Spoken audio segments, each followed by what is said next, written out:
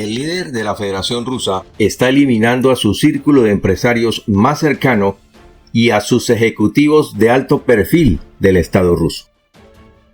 En esta investigación que hemos realizado para ustedes, pondremos al descubierto la empresa criminal del déspota ruso.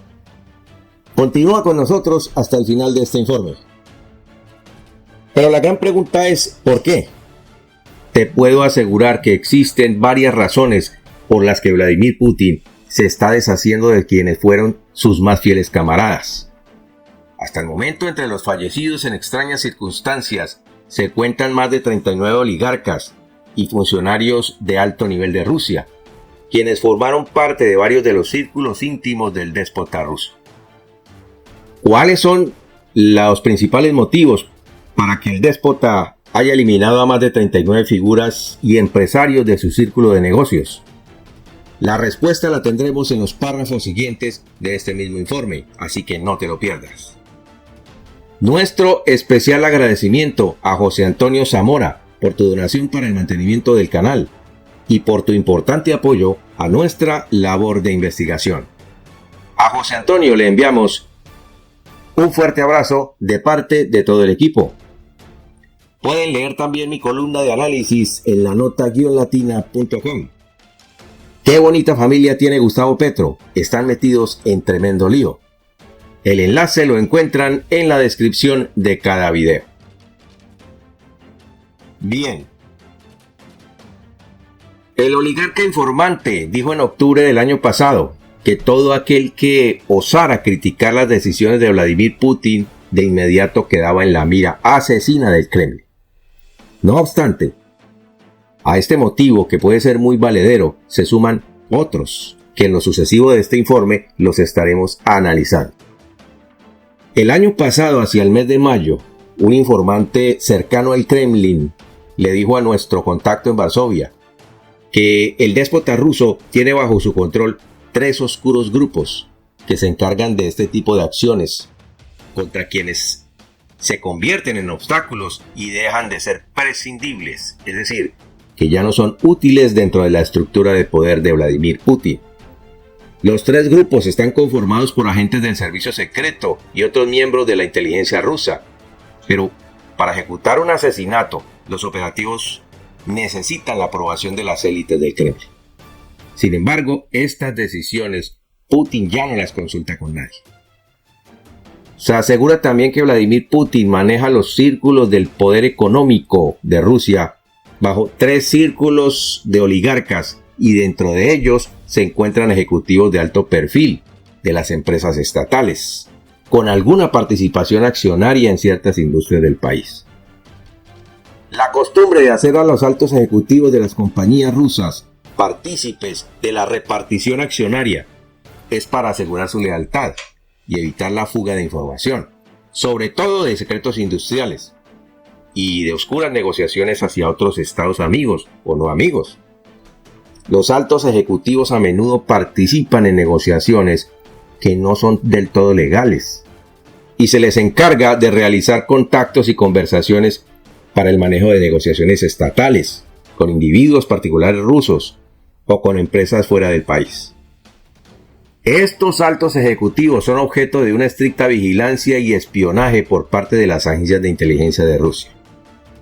El oligarca informante asegura que Vladimir Putin maneja a estas élites al estilo de los jefes de la mafia, porque si alguien se tuerce, así sea su mejor amigo, la sentencia de muerte cae sobre ese individuo. Y como todo jefe mafioso, utiliza este tipo de manejo para asegurar su estancia en el poder y sembrar el terror entre las élites que lo rodean y mantenerlos dentro de los límites trazados por el déspota. En otras palabras, quien se salga de la línea le figura, como se dice por ahí. Entre los fallecidos se encuentran grandes, medianos y pequeños oligarcas, científicos, militares y altos ejecutivos de compañías estatales. A la hora de manifestar su mano dura, Putin no tiene reparo en que, por ejemplo, algunas de las víctimas se habían declarado en total oposición a la fallida guerra de Ucrania. Y por el hecho de fallecer semanas después o incluso en los días siguientes a sus manifestaciones en contra, la muerte de estos fulanos puede ser asociada a un ajuste de cuentas por las lamentables declaraciones del fallecido contra las decisiones de Putin, por ejemplo la de invadir a Ucrania. En muchos de los casos las investigaciones se cierran con un reporte de un desafortunado accidente o una nota de suicidio encontrada al pie de los cuerpos. Pero en otras, aunque se han encontrado baleados por armas de fuego, el reporte dice que se trató de un lamentable accidente. Otras muertes, por ejemplo, son atribuidas a enfermedades, como es el caso de Sergei Grishин, quien fue reportado como fallecido por una infección no controlada la semana pasada. Este oligarca le había vendido a Meghan y a Harry una mansión que tenía en California, en Estados Unidos. No obstante, el ingrediente en esta historia fue que Grishim lanzó fuertes críticas contra Putin unos días atrás de su muerte, de su fallecimiento. Casi que al mismo tiempo, Andrei Butikov, el científico que desarrolló la vacuna Sputnik V, fue encontrado también la semana pasada en su residencia con un cinturón alrededor de su cuello, con el que al parecer fue estrangulado. Butikov había recibido grandes ovaciones cuando consiguió en poco tiempo desarrollar la vacuna, pero entró en contradicciones con Putin por cuestiones monetarias, según una fuente en Moscú. Otro que fue castigado es el ultranacionalista Alexander Dugin, quien perdió a su hija Daria Dugina en un atentado que iba dirigido contra él por haber criticado la gestión de Vladimir Putin en la guerra de Ucrania. Pero hagamos un poco de historia para entender mejor toda esta estrategia de asesinatos. En los años 30 existió en los Estados Unidos una organización de sicariato que se llamó Murder Inc., o Fábrica de Muertes, que se dedicaba a realizar crímenes selectivos para los grupos de mafiosos de la ciudad de Nueva York. Un exagente de inteligencia llamado John Sweet, junto a Mark Todd, analista de seguridad, ambos de los Estados Unidos, compararon a la organización del crimen ruso, que se encarga de estos trabajitos, con la organización aparecida en Brooklyn, Nueva York, llamada Murder Inc., hacia 1930.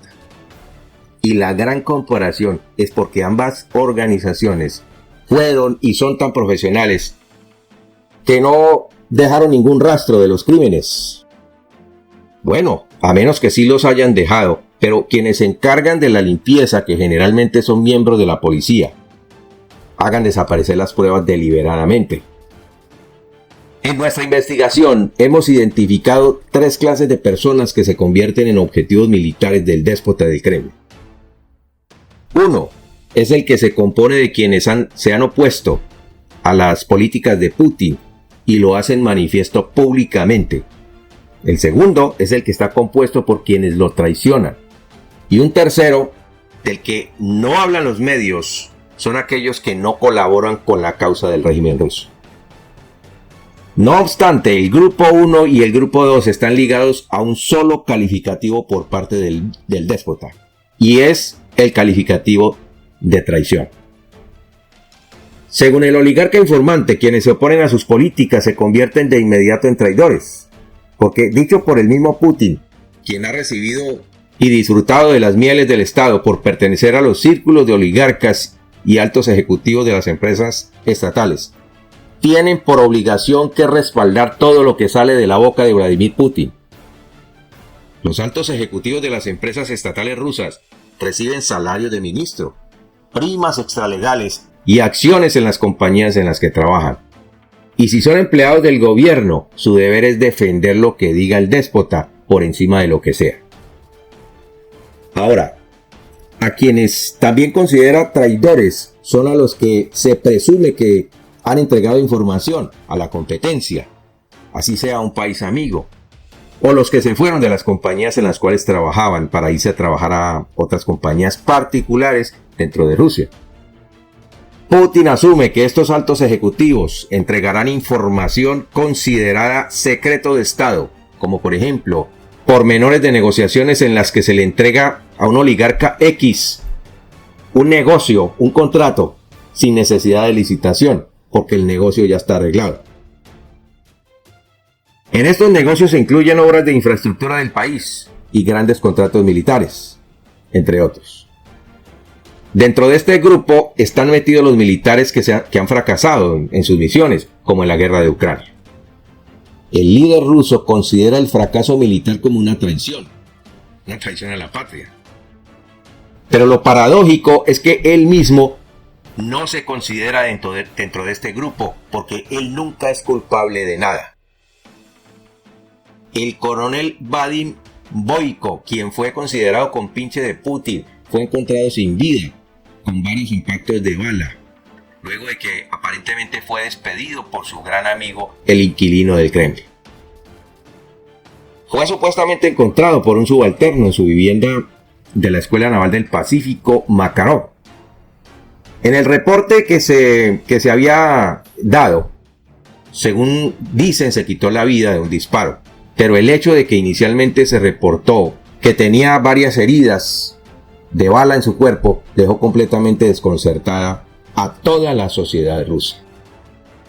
Es indudable que la información inicial sobre este fallecimiento fue modificada para que pareciera más bien un suicidio.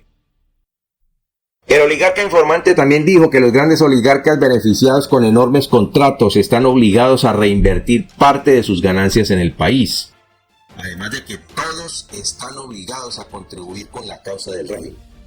¿Qué significa esto? Que cada oligarca debe entregar un porcentaje al Kremlin como contribución a la causa. Sin embargo, el oligarca informante cree que esas contribuciones llegan directo a los bolsillos de Putin. Varios de los fallecidos se quejaron de que sus negocios se habían visto perjudicados y alegaron que entraron en pérdidas luego del comienzo de la invasión de Ucrania. Por tal motivo, no quisieron volver a colaborar con las contribuciones, convirtiéndose, y escucha muy bien esto, en enemigos del sistema. Cuando Putin necesita entrar a controlar una industria o un negocio porque se propone algo que está por fuera de los parámetros legales, y si el oligarca propietario de esa empresa no acepta, de inmediato lo manda a sacar de la escena pública para siempre. Y todas esas propiedades pasan directamente a sus manos. Cualquiera que haya tenido negocios con el Kremlin debe estar presto a seguir órdenes y debe entender que el dinero que hicieron mediante las negociaciones estatales en un momento dado no es de ellos y deben ponerlo al servicio del déspota en el momento en que él lo solicite. La semana pasada, Putin criticó a los oligarcas que se habían llevado parte de su dinero para comprar propiedades lujosas y yates fuera de Rusia, lo que demuestra el afán por controlar esas fortunas que en realidad fueron hechas con dinero del pueblo ruso, no con dinero del déspota. Muchos de los oligarcas tenían dineros en cuentas en Londres, en Berlín, Nueva York, Suiza, que fueron confiscados. Y Putin se duele en estos momentos por no poder disponer de ellos. Entonces, aquí la pregunta es, ¿cómo puede ser posible que un gobernante quiera manejar hasta tus propios negocios, así sean mal habidos? En diciembre pasado, Vladimir Putin ordenó que todas las compañías tenían que producir para las fuerzas militares y quien no cumpla esa orden será condenado a 10 años de prisión, porque esa orden se tiene que cumplir. Ahora, ¿por qué estamos seguros de que las ejecuciones son obra de los grupos de control de Putin ligados a la Agencia de Seguridad Nacional Rusa FSB? Porque tan pronto como se reportan las muertes, los fallecimientos, los casos son inmediatamente cerrados sin permitirle a las familias que inicien una investigación a través de un abogado o a través de la fiscalía del país. Y si a alguien se le ocurre investigar por su cuenta, recibe la visita de una comisión del FSB, en la que le advierten a la familia sobre los riesgos de seguir adelante con las investigaciones. En el caso de que sea un abogado, lo intimidan o corre la misma suerte que el fallecido.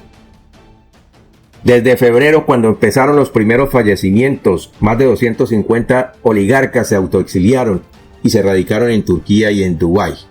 ¿Por qué? Por temor a ser asesinados por la empresa criminal del déspota. En un informe del año pasado del Instituto de Estudios sobre la Guerra con sede en Washington, se pudo leer la pregunta: ¿por qué Putin no acaba con Alexei Navalny de una vez por todas? si lo considera un abierto opositor. La respuesta es porque ya Putin lo intentó, cuando ordenó envenenarlo en un vuelo doméstico dentro de Rusia.